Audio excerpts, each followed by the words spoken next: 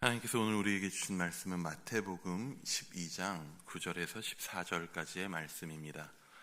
마태복음 12장 9절에서 14절까지의 말씀을 함께 보시겠습니다. 오늘 말씀 봉독에는 안두성 전 이부 집사의 아들 초등부 안드레 어린이가 봉독해 올리도록 하겠습니다. 거기에서 떠나 그들의 회당에 들어가시니 한쪽 손 마른 사람이 있는지라 사람들이 예수를 고발하려 하여 물어 이르되 안식일에 병 고치는 것이 옳으니까 예수께서 이르시되 너희 중에 어떤 사람이 양 한 마리가 있어 안식일에 구덩이에 빠졌으면 끌어내지 않겠느냐. 사람이 양보다 얼마나 더 귀하냐. 그러므로 안식일에 선을 행하는 것이 옳으니라 하시고 이에 그 사람에게 이르시되 손을 내밀라 하시니 그가 내밀매 다른 손과 같이 회복되어 성하더라. 바리새인들이 나가서 어떻게 하여 예수를 죽일까 의논하거늘. 아멘. 마지막 날입니다. 고생하셨습니다.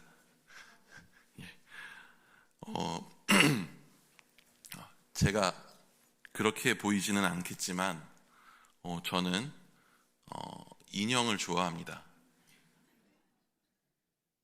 한마디밖에 안 했는데 이렇게 주로 이 털이 있고 푹신하고 둥글둥글한 그런 류의 인형들을 좋아합니다. 어린 시절 제가 저희 딸만 한 때에 그런 인형들은 저한테 있어서 친구였고 위로가 되기도 했습니다. 그래서 지금도 종종 인형을 삽니다. 왜 그럴까요? 의심의 눈초리로 보시는데 제가 가지려고 하는 게 아니라 인형을 사서 제 게 아니죠. 제 딸을 주려고, 아이에게 주려고 인형을 종종 삽니다. 꽤나 종종 자주 삽니다. 그 집에 인형이 없는 게 아닙니다.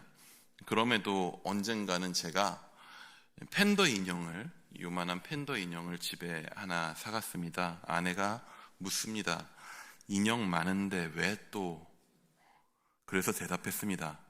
팬더 인형은 없잖아. 이와 마찬가지로 사슴 인형은 없잖아. 토끼 인형은 없잖아. 라고 해서 이젠 아내도 좀 포기한 듯 합니다. 어차피 내 돈 내산, 제 돈으로, 제 용돈으로 모아서 사주는 것이기 때문입니다. 저는 왜 이렇게 인형을 열심히 사나를까요? 왜 이렇게 열심히 종류별로, 보기에 따라선 저희 집이 노아의 방주 같기도 합니다. 종류별로. 왜 그렇게 사나를까요? 애가 좋아하기 때문입니다. 인형을 사서 집에 들어가면 애가 너무나도 좋아합니다. 그래서 인형을 살 때에 나에게 용돈이 얼마가 있던가, 이 돈을 쓰면 나에게 어떤 부담이 있던가, 그런 고민이라던가 걱정이 없습니다. 그냥 머릿속에는 이걸 사가면 애가 좋아서 소리 지르겠지 라고 하는, 딸이 좋아할 생각만 머리에 가득 찹니다. 개인적으로 창세기를 굉장히 좋아하고 앞에 창조 기사에 대한 부분들을 굉장히 많이 공부하고 좋아하는 편입니다. 근데 창세기 1장의 창조 기사를 볼 때 여러 학문적 접근도 좋고 연구도 재밌지만 가장 그 본문을 볼 때 제 마음에 와닿는 것은 뭐냐면 창조하시는 하나님의 그 마음이 너무나도 좋고 기쁨으로 가득하다라고 하는 것입니다. 빛을 만드시고 땅과 바다를 만드시고 땅에 먹을 것을 내게 하시고 여러 동물들을 만드시면서 얼마나 좋아하셨습니까? 내 형상으로 지은 내 사람이 이 모든 것을 누릴 것을 얼마나 기대하셨을까요? 사람이 여러 동물들의 이름을 짓는 것을 보시며 얼마나 뿌듯해 하셨을까요? 저도 저희 딸이 제가 사준 인형들을 쭈르륵 앉혀놓고 이름을 지어줍니다. 매번 이름이 바뀌긴 합니다. 이름도 나미, 미미, 뽀숑 이런 알 수 없는, 자기도 기억 못해서 다음에 다른 걸로 또 이름 짓고 그러면서 앉혀놓고 유치원 놀이를 합니다. 그 모습들을 보고 너무나도 저는 뿌듯합니다. 하나님께서 사람을 보고 얼마나 기쁘셨을까요? 여러분, 왜 하나님께서 6일 동안 창조하시고 마지막 일곱째 날에 안식하셨을까라고 하는 생각을 하게 됩니다. 왜 안식하셨을까요? 하나님도 6일 정도 일하시면 피곤하신가요? 어깨가 빳빳하게 굳어오시나요? 그래서 안마 의자 위에서 앉아서 하루 쉬셨을까요? 하나님은 피곤하시지 않으실 것입니다. 그럼에도 불구하고 하나님은 왜 쉬셨을까요? 하나님께서 온 세상을 완벽하게 창조하시고 그 모든 터전들을 만드시고 거기서 자신의 형상인 사람이 그 가운데서 누리는 것을 바라보시며 사람과 함께 온 피조세계와 함께 그 쉼을 누리는 것, 하나님께서는 어떻게 보면은 마치 일주일 동안 애써서 6일 동안 일한 가장이 이제 가족들에게 가서 함께 가족들과 즐거운 시간을 가질 수 있겠다라고 생각하며 그 시간을 기쁨으로 보내는 것과 마찬가지인 그런 마음이 아니었을까라는 생각이 듭니다. 여러분, 안식일이 어떤 날입니까? 이렇게 물어보면 약간 단답형으로 하면 안식일은 어떤 날인가요? 역시 객관식이 아니면 답을 잘 하지 않으시죠. 안식일은 한마디로 해서 어떤 날일까요? 예, 다행입니다. 쉬는 날이라고 말씀하셔서. 여러분, 안식일은 무엇인가라고 생각할 때에 쉽게 한마디로 얘기할 때 일하지 않는 날이라고 생각하기가 쉽습니다. 예, 안식일은 일하지 않는 날입니까? 라고 하면 이게 맞는데 아니에요. 맞으면서 아닌 말입니다. 안식일은 정확히는 일하지 않는 날이 아니라 쉬는 날입니다. 하나님과 함께 하나님이 베푸신 창조를 함께 누리면서 그 기쁨 가운데 쉼을 누리는 날입니다. 이것을 위해서, 이 쉼을 누리기 위해서 일하지 않도록 한 것이죠. 죄인된 인간은 자신의 일을 통해서, 자신이 수고해서 무언가를 함을 통해서 자기 스스로 안식을 얻어내려고 하는 그런 거짓말 속에서 속아서 살기 쉽습니다. 일이라고 하는 관성 속에서 내 힘으로 나의 무언가를 성취하려고 하는 그 관성에서 벗어나기가 쉽지 않기 때문에 그가 쉬려면 일부러라도 일하지 않게 하시는 거죠. 일하지 않게 함으로 네가 네 힘으로 너의 삶을 성취하고 안식을 이루는 것이 아니라 너에게 안식을 주신 분이 계시다, 그분을 바라보고 그분과 함께 안식을 누리게 하려 함인 것이죠. 하나님께서 그래서 애굽에서 노예로 오랜 기간 동안 살고 있었던 이스라엘에게도 안식일을 거룩히 지키라 말씀하신 것이죠. 오랫동안 노예 생활이 몸에 배어서 멈추는 것을 알지 못했던 그들이 너희의 일을 멈추고 너희에게 쉼을 주신, 출애굽을 주신, 안식을 주신 그분에 집중해라. 그럼으로써 너에게 주신 이 쉼을, 이 안식을 함께 누리자, 선물로 주신 것이죠. 그런데 안타까운 일은 무엇이냐 하면 당장 오늘 본문에서도 나오지만 선물로 주어진 안식일의 주인이 어느 순간 사람이 되어버립니다. 하나님이 주신 안식을 누리는 것이 아닌 일하지 않는 것에 집착하게 됩니다. 일하지 않는 것이 무엇인가 라고 하는 사실을 열심히 구분해서 그것을 통해서 일하지 않는 것을 너희가 어떻게 지키고 우리가 어떻게 지키느냐, 거기에 몰두하게 됩니다. 그랬더니 무슨 일이 일어나게 되느냐 하면 바로 오늘 본문과 같은 일이 벌어지게 되는 것입니다. 이미 오늘 본문 바로 앞에서, 우리가 함께 읽었었던 그 본문 바로 앞에서 예수님은 바리새인들과 이미 안식일 때문에 한판 붙으셨습니다. 그런데 이번 갈등은 그 한판으로 끝나지 않고 2차전으로 바로 이어집니다. 어디에서 2차전이 벌어집니까? 오늘 본문에 보면 예수님이 어디로 가셨다고 하시죠? 우리 9절 말씀 한번 같이 읽어보도록 하겠습니다. 9절입니다. 시작. 예, 회당에 들어가십니다. 유대인이 회당에 들어가는 게 그렇게 놀라울 일은 아니죠. 그런데 회당을 설명할 때 무엇이라고 이야기하느냐 하면 무슨 회당이라고 이야기하죠? 그들의 회당이라고 이야기합니다. 그들은 누구냐 하면 바로 앞에서 이미 예수님과 한번 안식일 때문에 논쟁하고 갈등을 일으켰었던 종교 지도자들, 바리새인들을 뜻하는 것이죠.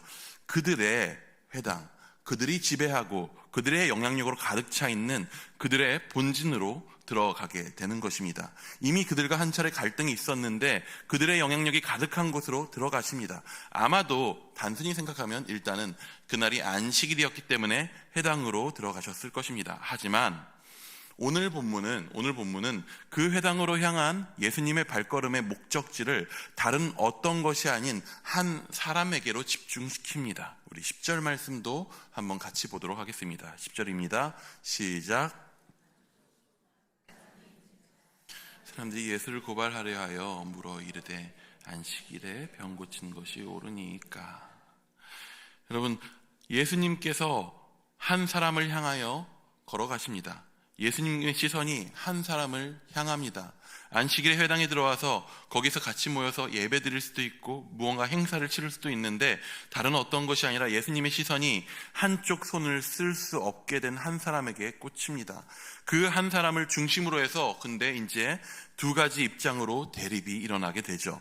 하나의 입장은 바리새인들이었습니다.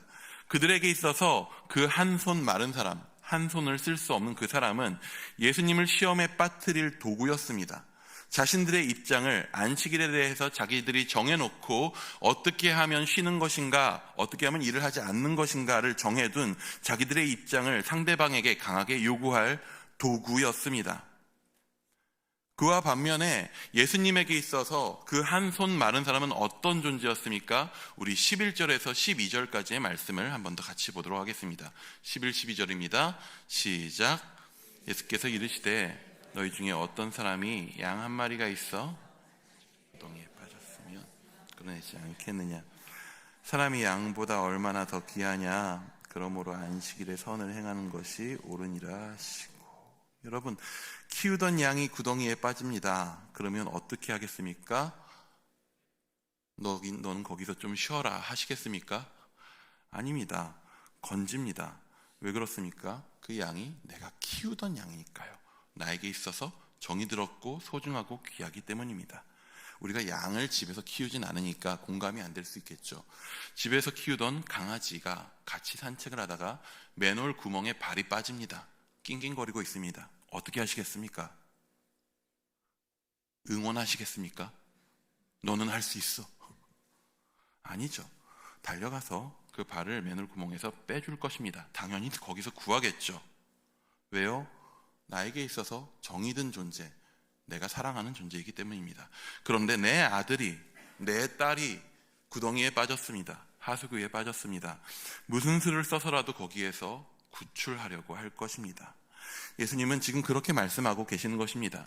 한 손을 쓸 수 없는 채로 고통받고 살아가는 저 사람은 나에게 있어서 너희가 소중히 여기는 그 양 한 마리보다, 너희가 소중히 여기는 어떤 다른 것보다, 너희가 소중히 여기는 일하면 안 돼 라고 하는 그런 법칙 하나보다 훨씬 더 소중하고 중요한 존재다. 안식을 잃고 고통받는 저 삶에 어떻게든 안식을 주는 것, 그것이 내 마음이다 라고 표현하신 것입니다. 예수님은 한쪽 손 마른 사람에게 손을 내밀라 하십니다. 그리고 그가 내민 손은 그 다른 손과 같이 회복되었습니다. 고통 속에 있던 그의 인생에 예수님께서 안식을 주신 것입니다. 그리고 그 결과는 어떻게 됩니까? 우리 14절 말씀을 한번 같이 보도록 하겠습니다. 14절입니다. 시작. 어떻게 하면 예수를 죽일까 의논하거늘. 바리새인들이 나가서 어떻게 하면 예수를 죽일까 의논합니다. 예수님의 치유 사건은 사람들이 놀라워하고 좋아하는 일들도 많이 있었지만 생각보다 많은 경우 예수님께서 사람을 치유하시고 평생 동안 안식이 없던 사람에게 안식을 주심에도 불구하고 그것에 대해서 불만을 터뜨리고 불쾌해하고 갈등이 일어나는 경우가 너무나도 많았습니다. 오늘도 그렇습니다. 바리새인들은 예수님께서 그 손 마른 사람을 치유하신 것을 보고 나서 결정합니다. 야, 저 사람을 죽여야 되겠다. 어떻게 하면 도대체 이런 결론을 내릴 수 있을까요? 한 사람의 인생을 살려줬는데, 한 사람의 인생을 바꾸어 주신 분이 앞에 있는데, 눈앞에서 놀라운 기적이 일어났는데 그 놀라운 일을 보고도 어떤 마음을 갖느냐? 저 사람을 죽여야 하겠다. 바리새인들이 이렇게까지 하는 이유가 무엇일까요? 한 손을 쓸 수 없어 고통당하던 자에게 안식이 주어졌다면 당연히 놀라워하고 좋아해야 하지 않겠습니까? 그런데 그들은 자기들이 정해놓은 안식에 대한 수많은 규정들을 가지고 자기들의 능력으로 그 안식을 성취하며 하나님 앞에 인정받는 것에, 자기들이 정한 것으로 자신의 삶을 인정하는 것에 너무나도 익숙해져 있었습니다. 마치 이런 것과 같습니다. 인형을 사갑니다. 인형을 사가면 애가 너무나도 기뻐하겠지 하는 마음으로 인형을 사갑니다. 선물을 사갔더니 애가 선물을 받더니 갑자기 표정이 안 좋아집니다. 아빠한테 영수증을 요구합니다. 그러니 영수증을 받아보더니 그 가격을 보더니 갑자기 열등감을 느낍니다. 그러면서 그때부터 알바 자리를 열심히 찾습니다. 그러더니 동네에서 알바 자리를 찾아가지고 거기 가서 돈을 벌더니 나중에 저한테 그 선물의 가격을 그대로 주는 것입니다. 그리고는 잘난 체 합니다. 나도 이제 이 정도는 할 수 있어. 이게 일견 여러분 대견해 보이나요? 대단한 친구네. 넌 뭐라도 될 것 같다. 물론 그 관계에서는 그렇게도 될 수 있을 것 같습니다. 하지만 사실 이건 너무나도 슬픈 일이죠. 너무 슬픈 일입니다.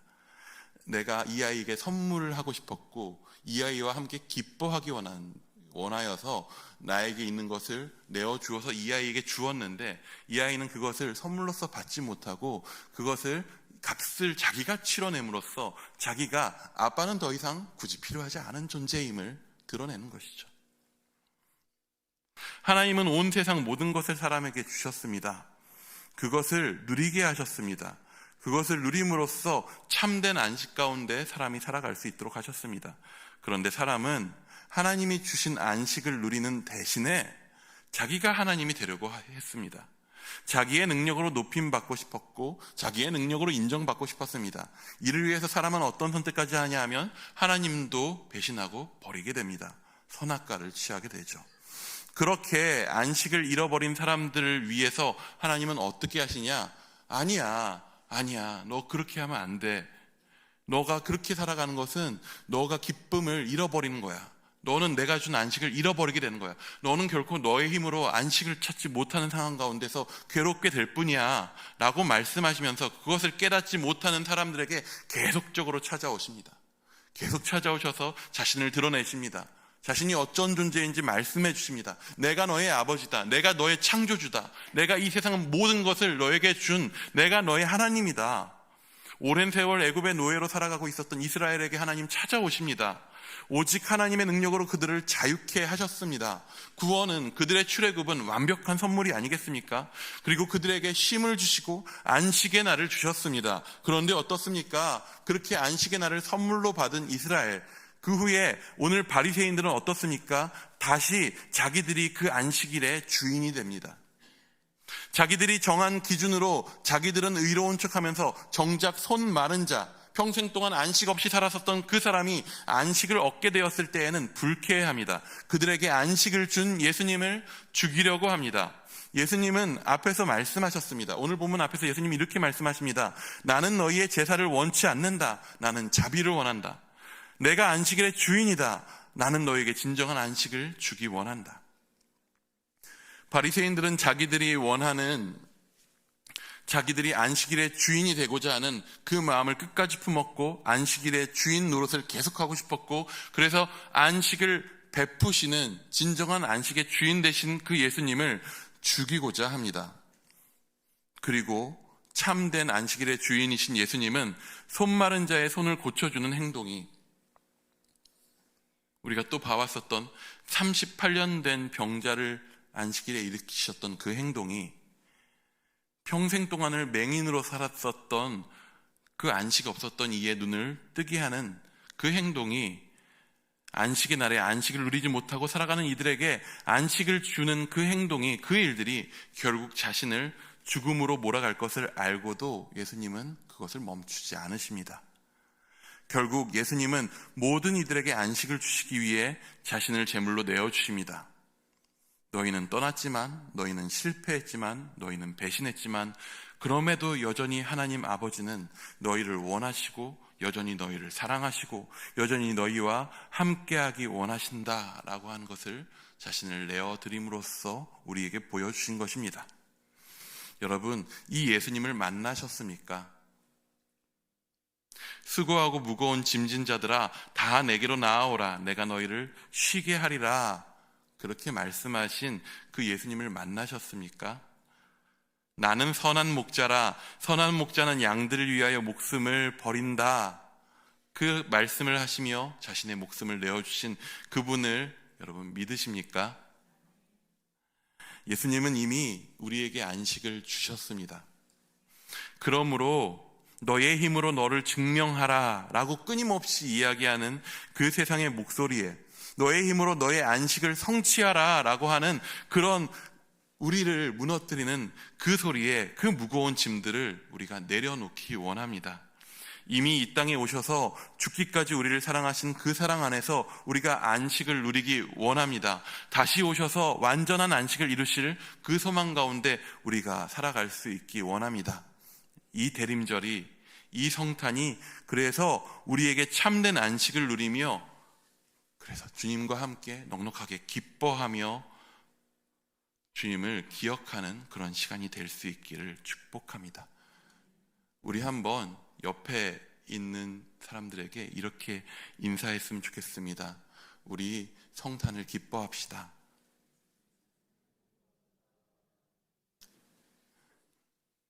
우리가 그 기쁨 가운데 이 성탄을 누릴 수 있기 원합니다. 기도하시겠습니다.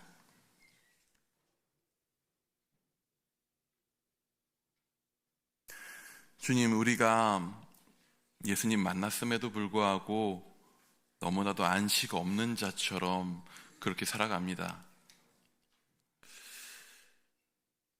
우리가 너무나도 큰 사랑을 받았음에도 마치 그 큰 사랑을 받지 못한 사람처럼, 누리지 못한 사람처럼 그렇게 살아갑니다.